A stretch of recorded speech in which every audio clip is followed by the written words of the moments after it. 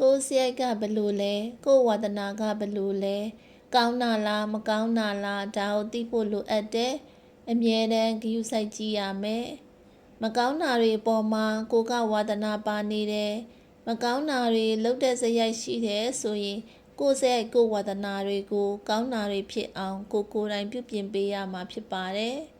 အသိဉာဏ်ရှိတဲ့ဘဝရာတော့မှာကိုယ်တိုင်ပြုပြင်ပေးရမှာဖြစ်တယ်ဒီလိုမှမပြင်ပေးဘူးဆိုလို့ရှိရင်ဇယိုက်ဝါဒနာဟာအထုံပါပြီးတော့တန်တရားခြင်းလဲရတလျှောက်မှာလိုက်ပါပြီးဒုက္ခပေးနေအောင်မှာဖြစ်ပါတယ်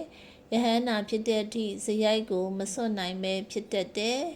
ဒါကြောင့်ကိုယ်မှာမကောင်းတဲ့ဇယိုက်မကောင်းတဲ့ဝါဒနာတွေရှိနေပြီဆိုရင်ကိုယ်တိုင်ပြုပြင်နိုင်အောင်ကြိုးစားကြပါ